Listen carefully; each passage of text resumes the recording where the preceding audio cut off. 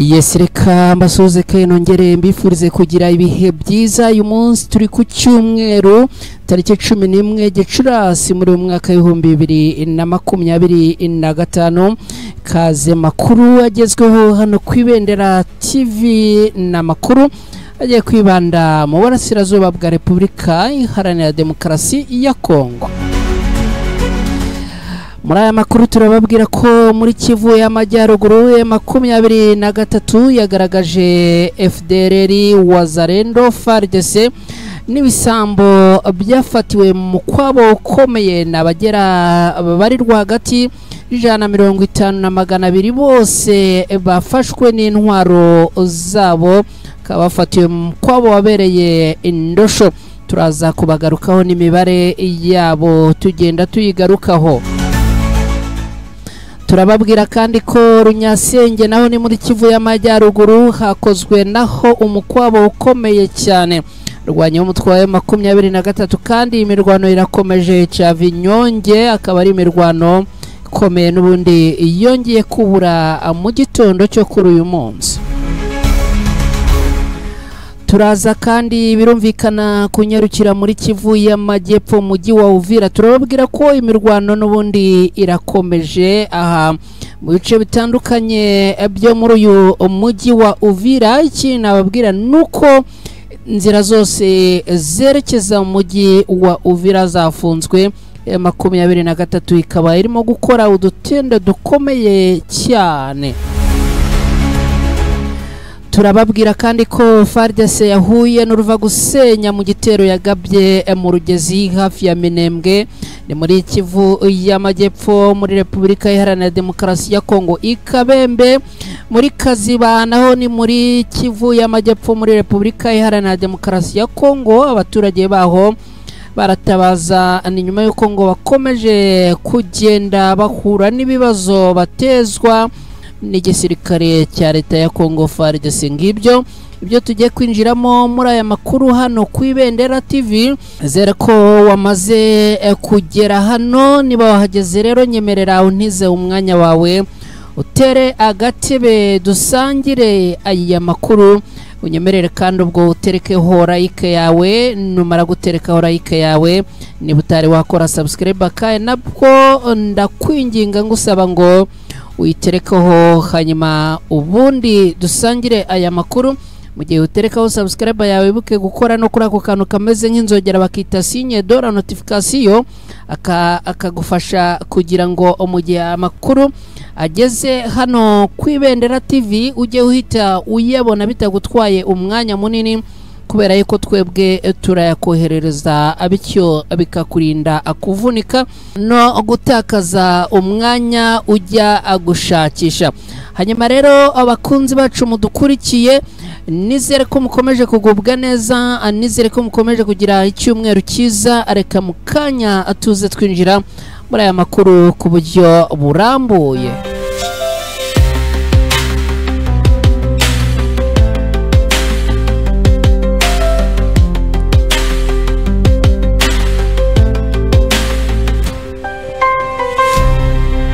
Yes, ikaze nanone muri aya makuru na makuru tugiye guhera muri Kivu y'Amajyaruguru mu burasirazuba bwa Repubulika Iharanira Demokarasi ya Kongo.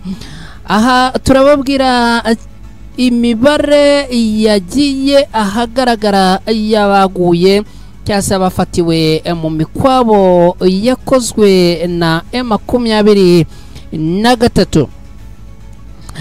ku itariki 9 no kuvuga mu ijoro ya tariki 9 rishyira tariki 10 aha muri Ndosho habereye umukwabo ukomeye cyane. Akaba ari umukwabo wateguwe kandi ugakorwa n'abarwanyi b'umutwe wa M23. Lieutenant Colonel Wiringoma akaba umuvugizi wa AFC 23 mu bya gisirikare ari kumwe n'umuyobozi w'umujyi wa Goma yitwa Katembo Julien, bari kumwe kandi na Colonel Jimmy komanda w'igisirikare mujyi wa Goma bari kumwe kandi n'umuvugizi wungirije mu bya politike wa AFC 23 yitwa Dr Oscar Barinda. Bateguye kandi bashyira mu bikorwa igikorwa cy'umukwabo,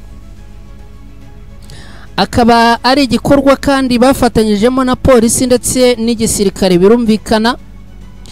Muri iki gikorwa kikaba cyarateguwe nyuma y'uko mu mujyi wa Goma hamaze iminsi humvikana ibikorwa by'ubujura, kwiba, gusahura, kwica, gufata ku ngufu ndetse no guteza umutekano muke bya hato na hato. Nyuma y'uko rero ibi bikorwa bibaye, abarwanyi b'umutwe wa M23 bateguye operasiyo yo gusaka itunguranye. Abasirikare baramenwa ahangaha muri aka gace kitwa Ndosho, ngira ngo abadukurikiye murimo murahareba. Ndosho rero muri uyu mujyi wa Goma niho habereye iki gikorwa cy'umukwabo. Abajura cyangwa se amabandi, no kuvuga ngo nabiba, nkuko turaza gukotinga Lieutenant Colonel Wiringoma, umuvugizi mu bya gisirikare wa M23, yavuze ko ngo ari amabandi, akaba ngo ari amabandi yahawe akazi na leta ya Kinshasa kugira ngo aze guteza umutekano muke muri uyu mujyi wa Goma. Amabandi rero yafatiwe muri uyu mukwabo arabarirwa muri 20. Amabandi ni 20 gusa, ariko icyo nababwira nuko iyi mibare nkuko uyu Lieutenant Colonel Wiringoma abivuga ngo ni imibare mikeya cyane ugereranyije n'abo bamaze gufata, kubera ko ndamukotinga yagize ati uyu munsi, ubwo ibi yabivugaga ku munsi w'ejo tariki 10 Gicurasi muri uyu mwaka, yagize ati uyu munsi turabereka abafatiwe mu mukwabo, ariko abangaba ni bakeya, ahubwo mu minsi ya vuba turabereka abandi benshi cyane, kubera yuko ngo abafatiwemo muri uyu mukwabo ni benshi cyane. Ikindi kandi yagize ati ibi ngibi ni ugutanga romarike cyangwa se kwereka n'abandi bakihishe yuko ibintu bishoboka. Yagize ati ibi ngibi abatuberetse ni agatonyanga mu nyanja, ariko ni ikimenyetso cyo kwereka n'abandi aho bari ko uyu munsi cyangwa ejo nabo turabafite. Hanyuma rero aba bafashwe avuga ko ari amabandi ni 20, FDLR abafashwe ni 18, abawazarendo bafashwe ni 8, hanyuma abafaridese no kuvuga igisirikare cya leta ya Kongo bo ni benshi cyane. Ndabona bakaba bashobora kuba banagera no mu 100, ariko bo ndi kubasha kubona hano imbere yanjye nkurikije uko mbireba muri video, ndi kubara nkabona ari 80 bose. Uko ndi kubireba rwose abandi kubona ari nabo benshi. Hanyuma rero harabo ndi kubona ariko ntarimo kubasha kubara neza, abo mu miryango ya FDLR nkuko Lieutenant Colonel Wiringoma abivuga, aba ngo ni imiryango yabo, abo babanaga birumvikana. Hakaba kandi hari abana abagiye babyarana. Abangaba rero bo muri iyi miryango harimo abagore n'abana.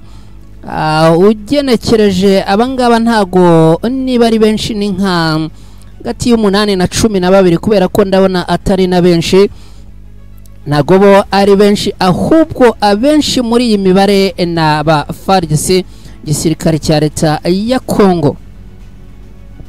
Hanyuma rero mu modoka nini cyane y'ikamyo rwose ni benshi, ngira ngo aho duhuriye kumwe mu rubuga rw'abakunzi ba Ibendera TV, iyi video namaze kuyibasangiza. Ni benshi cyane abafashwe bo, ni benshi cyane rwose. Ni imibare mubwira nubwo turi kugenekereza tukavuga ko ari hagati y'ijana na 150 n'ijana na 160 gutyo, ariko ni benshi bareba ni benshi. Hanyuma rero reka tugaruke ku byo Lieutenant Colonel Wiringoma yatangaje ubwo yerekaga itangazamakuru ariko n'abaturage abangaba abamaze gufatirwa muri mikwabo. Lieutenant Colonel Wiringoma yagize ati leta ya Kongo ni leta idashobotse, irimo iratagaguza umutungo w'iki gihugu amafaranga mu kwangiza cyangwa se mu guhungabanya umutekano aho yakabaye iyatakaza cyangwa se iyatanga mu kugarura umutekano. Yagize ati leta ya Kongo ihungabanya umutekano, hanyuma rero igahungabanya umutekano w'abaturage aho yakabaye ahubwo ariyo iwucunga. Akomeza agira ati ihungabana ry'umutekano twabonaga aha mu mujyi wa Goma n'ukubera abangaba bamwe twabafashe biba, abandi tubasanga mu nzu bari barimo, ariko abandi n'ubundi birumvikana twagiye n'ubundi tubafata muri ambushe. Akora turuka hano rwose aravuga yuko ngo bagize gutya iyi quartier ya Ndosho mu mujyi wa Goma barayigota yose, ubundi barangeje bakwizamo ikiswe abasirikare n'abapolisi, urugo ku rundi, inzu ku yindi, harimo ngo nabo bagiye bavumbura rwose barimo gushaka kwihisha mu matuwarete bakabavumburamo rwose. Ahangaha abarwanyi b'umutwaye 23 ngo bagize gutya bahamena ikiswe umusirikare, nyuma bundi barahasaka hose barahajagajaga. Lieutenant Colonel Wiringoma yerekana abangaba rero yagize ati vuba turabahamagara tubereke n'abandi benshi cyane kubera yuko uyu no mubare mutoya. Ibi ngibi twakoze no kugira ngo dutange sinye yuko n'abakomeza guhungabanya umutekano batazabishobora kandi batazabigeraho. Ati vuba rero turabahamagara twongere tubereke n'abandi kandi benshi. Akagira ati kandi iki gikorwa twakoze n'ahandi turagikora. Ati niba hari abateganya kuba bava igoma bagahungira ahandi twamaze gufatanaho bakajya guhungabanya y'umutekano ntibizabahira, kuko n'ahandi hose iki gikorwa turagikora. Kanya ndaje mite nkujyana Runyasenge naho nkubwire ibijyanye n'umukwabo naho wahakorewe, dore ko barwanya umutwaye 23 n'ubundi ibijyanye n'imikwabo byo rwose babimereye nabi. Baravuga bati nta muntu n'uyu numwe ugomba guhungabanya umutekano n'umudendezo w'abaturage, kuko ikijyanye n'umutekano ni ikintu tugomba kwitaho kandi tukagiha agaciro. Umuhuzabikorwa wa AFC 23 yitwa Corneille Nanga yagize ati igikorwa kijyanye no guharanira umutekano n'umudendezo w'abaturage ba Repubulika Iharanira Demokarasi ya Kongo ni igikorwa tuzakora kandi tuzaharanira, imvura yabigwa yabitagwa, byaba bisaba igitambo cyoroshye cyangwa ikiremereye, no kuvuga byaba bisaba igitambo gisanzwe cyangwa se igitambo cy'amaraso. Avuga ati ibi tuzabiharanira mpaka nibinadusaba igiciro gikomeye cyane tuzagitanga ariko igisubizo kiboneke. Bikorwa rero nk'ibi ngibi bakaba banabivuga bo bahita banashyira no mu bikorwa. Kubwiye 23 nta mikino abafite mu by'uru rugamba. Ni igikorwa rero cyabaye mu ijoro rya tariki 9 ishyira tariki 10 ni muri uku kwezi kwa gatano, birumvikana muri uyu mwaka wa 2025.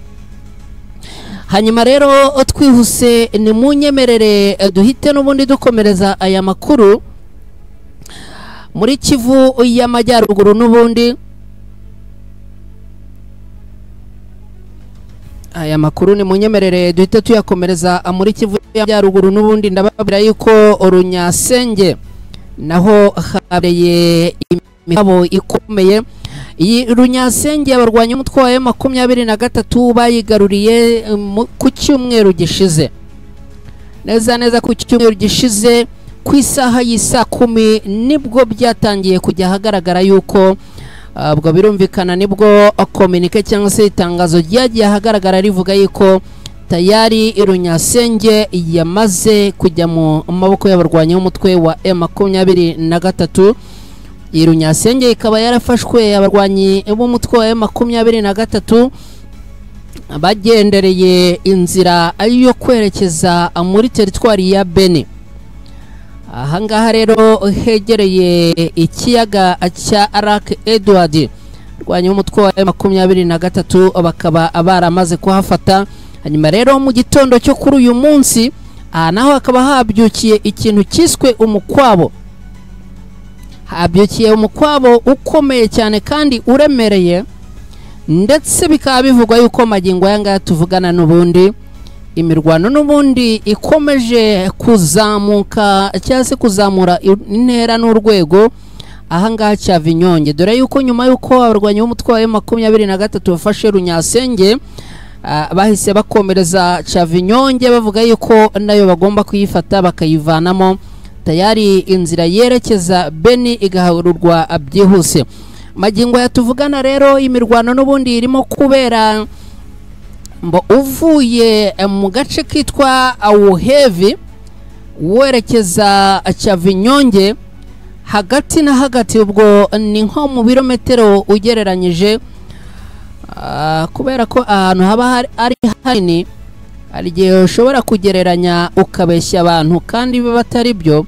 Ariko icyo nakubwira nuko noneho imirwano yamaze kwimuka iva muri aka gace kitwa Awuhevi, tayari ubu ngubu irimo kwerekeza cya Vinyonge indani, ndetse bikaba bivugwa yuko rwose ngo bageze hafi na hafi y'aka agace ka Vinyonge. Amakuru aturuka ahangaha kandi aravuga ko n'ubundi imirwano ubwo irimo kuba abaturage bo bakomeje kugenda n'ubundi banamo akabo karenge. Hari amakuru avuga yuko hari abaturage ngo bamaze kwerekeza Kasindi Airport, hanyuma ubwo ngubwo ngo gahunda bafite nukuba bafata indege bakerekeza ahandi mu bindi bihugu ahantu ari hanini cyane. Nk'ubu ngubu kuva cya Vinyonge werekeza Kasindi Port cyangwa se kuri iki kibuga cy'indege cya Kasindi, ahantu harehare cyane rwose, ujya wumva tubivuga ni ahantu harehare cyane. Urumva rero uretse abangaba abandi ngo bakomeje guhunga berekeza muri ibi bice byegereye Ishango, hanyuma abandi nabo bahunga aberekeza mu bindi bice bitandukanye nka Petite Barriere d'Oricone. Ahangaha naho ngo hari abarimo kuhahungira. Urumva rero ko aha muri Kivu y'Amajyaruguru naho ntago ibintu byoroshye. Hanyuma ndumva nifuza yuko twakwerekeza mu mujyi wa Uvira muri Kivu y'Amajyepfo. Mu mujyi wa Uvira niho numva nifuza ko twerekeza. Abarwanyi b'umutwe wa M23 ndagira ngo mbire yuko tayari ibice byose byo muri uyu mujyi byagoswe. Ku mugoroba twababwiraga yuko aha hitwa Kavivira na za Kavimvira ariho hasigaye inzira imwe gusa rukumbi ishobora kuvana igisirikare cya FARDC n'igisirikare cy'u Burundi na Wazalendo na FDLR ziri mu mujyi wa Uvira indani izihunga zerekeza mu gihugu cy'u Burundi.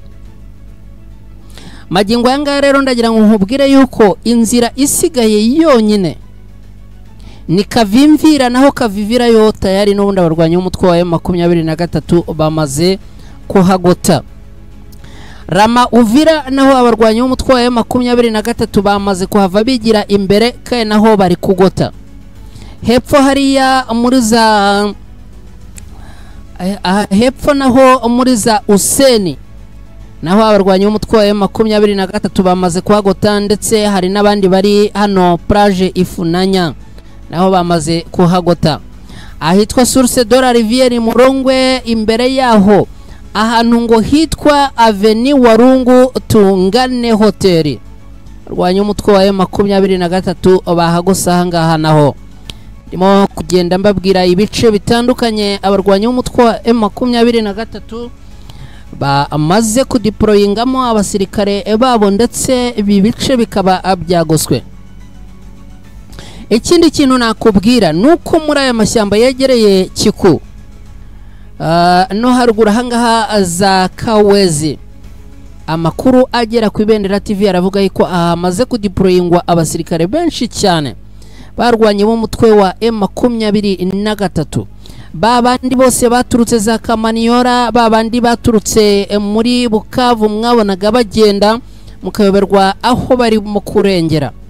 Ndagira ngo nkubwire yuko tayari bo bamaze kugera mu bice byitwa Kawezi, mu bice byitwa Tema, mu bice bya Kiku, ahangaha hose intare za Sarambwe zamaze kuba deployed muri ibi bice maze kubabwira. Mu gitondo cyo kuri uyu munsi rero ahantu habereye imirwano ni hafi ahangaha ya Kavivira na Kavimvira, ari nabyo byatumye abarwanyi b'umutwe wa M23 bafungura inzira ya bareka inzira ya Kavimvira, hanyuma noneho bikarangira bafunze iya Kavivira.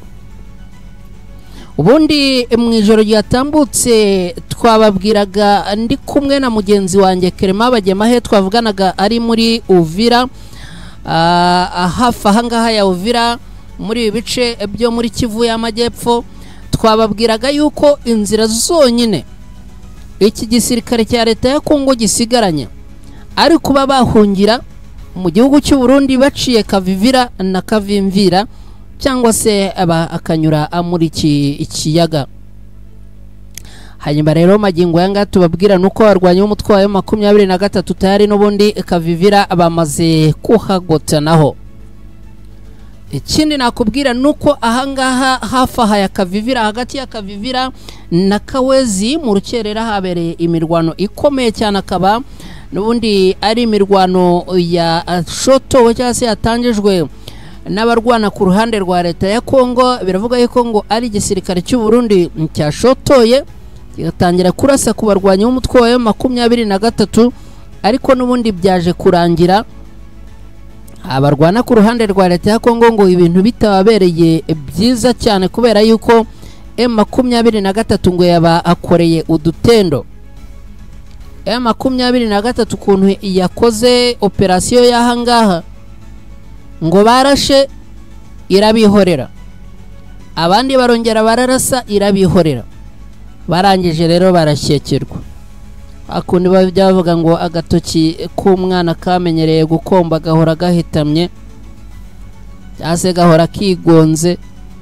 Abangaba rero nabo ngo barashe barabihorera, mu kurasa bakabihorera, ahubwo ngo bari barimo bagenda bagira gute babagota. Bamaze kubagota rero ngo babajugunyamo amabombe.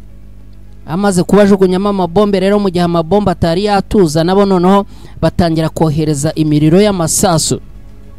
Ahangaha Kavivira, neza hagati ya Kavivira na Kawezi, habereye isibaniro mu rukerera rwo kuri uyu munsi, habereye isibaniro ritoroshye cyane.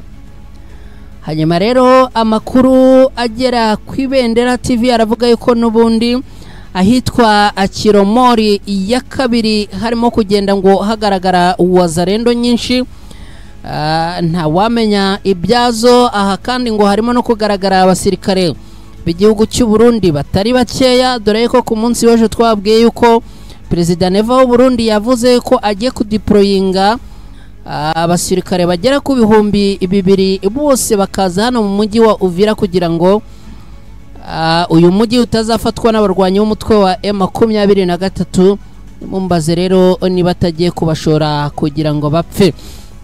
Ngibyo rero updates zigezweho amagingo yatuvugana muri uyu mujyi wa Uvira, ni muri Kivu y'Amajyepfo hano muri Repubulika Iharanira Demokarasi ya Kongo. Hanyuma ni munyemerere twerekeze mu mirwano ikomeye yabaye, dore ko FARDC yahuye n'uruva gusenya mu gitero yagabye mu Rugezi hafi ya Minembwe. Abagabo ba FARDC ubundi nta nubwo banza nta n'amahirwe bagira, baragaba ibitero bagashwanyaguzwa, bakagaba ibitero bikabakoraho. Abarwanyi barwana ku ruhande rwa leta ya Kongo ni ukuvuga FARDC, gisirikare cya leta ya Kongo, bari kumwe na FDLR na Wazalendo, ngo bagabye igitero ku mutwe wa twirwaneho na M23 mu Rugezi, ariko ngo bahawe isomo rikomeye cyane. Amakuru ava muri ibi bice aravuga yuko ngo bahawe isomo ariko bakanahabwa gasopo. Mu gitondo cyo kuri uyu munsi rwose ahagana ku isaha ya saa 12 za mu gitondo, ubwo birumvikana ni ku masaha ya za Minembwe na Bukavu, ariko abadukurikiye mutubwire ubwo niba ahangaha yari isa 12 za mu gitondo mu Minembwe na Bukavu, ubwo ahangaha birumvikana yuko amasaha yaho ashobora kuba adahuye n'aya Goma ndetse n'ahandi. Ubwo abantu maragenda muduha n'ibitekerezo. Hanyuma rero muri aya masaha nibwo ibiturika byinshi byatangiye kumvikana mu duce twa Rugezi, aho ihuriro rirwana ku ruhande rwa leta ya Kongo bagabye ibitero ku barwanyi b'umutwe wa twirwanaho na M23. Ni imirwano rero na n'uyu munota tuvugana ngo ikomeje kandi ikaba ikomeye. Ni imirwano kandi amakuru agaragaza neza ko yabereye mu bice bya Ihene, ku Ihene, ubwo birumvikana na agace kitwa gutya no mu Rugezi,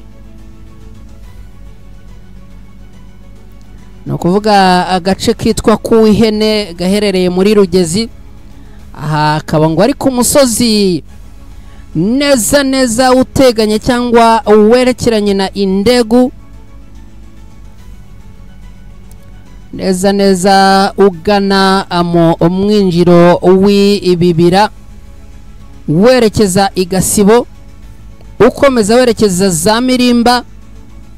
Ubwo ugera Mirimba ubanje kujye kwambuka imigezi myinshi itandukanye, ngira ngo abadukurikiye ubwo mwamaze kugenda muhumva neza aho iyi mirwano irimo kubera. Aya makuru rero akavuga yuko ngo uruhande rurwana kuri leta ya Kongo muri iki gitero bagabye ngo bahuriyemo n'akaga gakomeye cyane, kubera ko barwanya umutwe wa M23 ngo babagoteye ku musozi witwa ku Ihene, maze batangira kubamishaho urusasu. Ngo babarasiye ahangaha birangira noneho ngo batangiye kubura amajyo, bahita neza neza ngo batangira guhunga berekeza mu bice by'Igasiro. Abandi nabo ngo bahita bakuramo akabo karenge basubira inyuma birukanka cyane, neza neza ubwo ngo birukankaga barwanya umutwe wa M23 wagendaga n'ubundi ubotsa. Nkubwira ngo barwanya umutwe wa M23 barimo kubotsa. Ndagira nkubwire ko ahangaha harimo gutangirwa ikintu kiswe isomo rikomeye cyane. Barwanya umutwe wa M23 nta mikino magingo ahangaha rero tuvugana, n'ubundi abarwanya umutwe wa M23 bakaba bakomeje kugenda babirukana.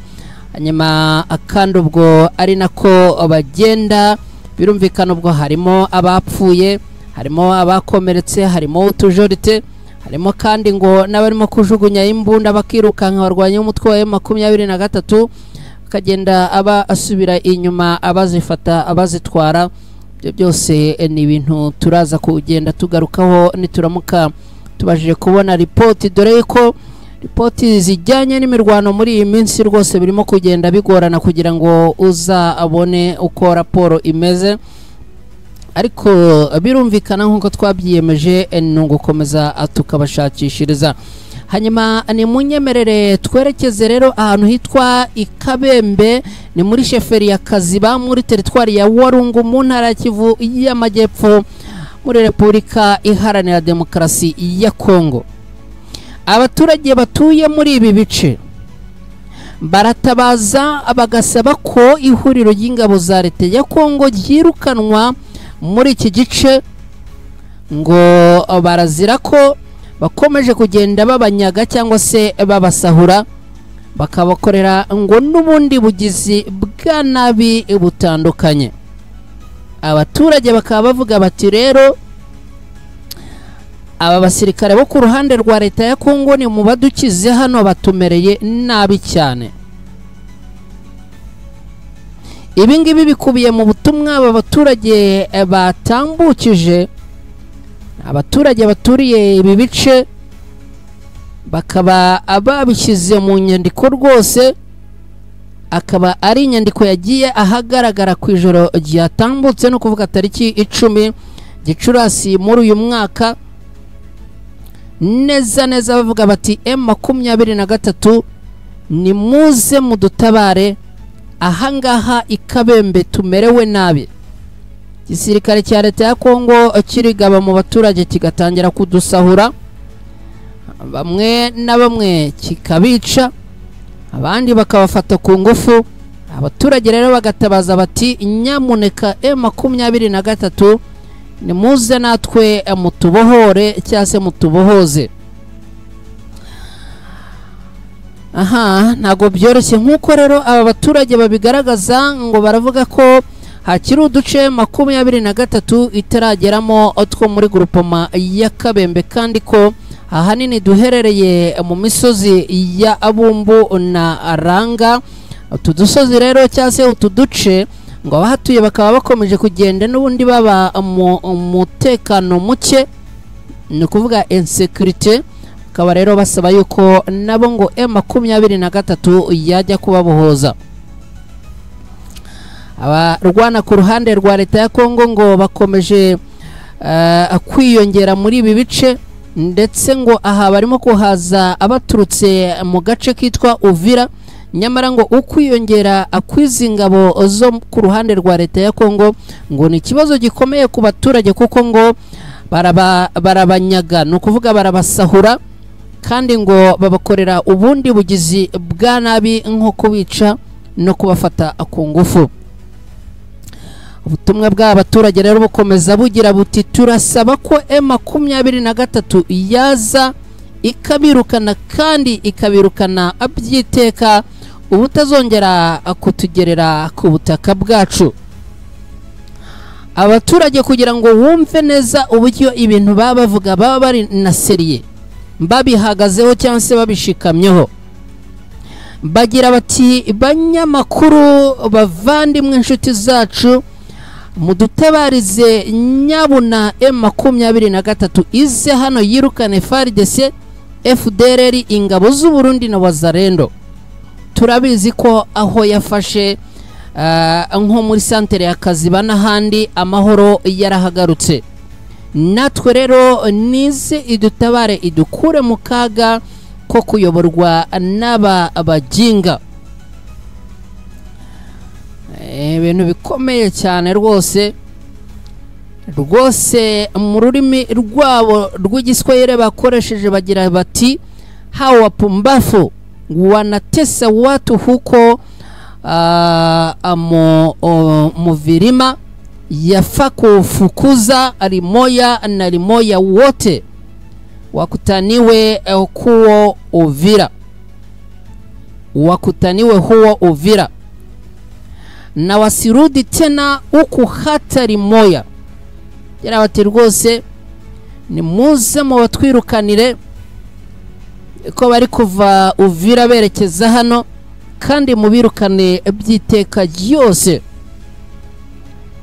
Abaturage batuye hano rero bakaba rwose barimo batakamba batabaza bavuga bati M23 rwose ni muze mutugobotore kubera yuko aho mwamaze gufata hamerewe neza, naho twebwe rwose turi mu bibazo bijyanye n'umutekano muke yadutezwa n'iki gisirikare.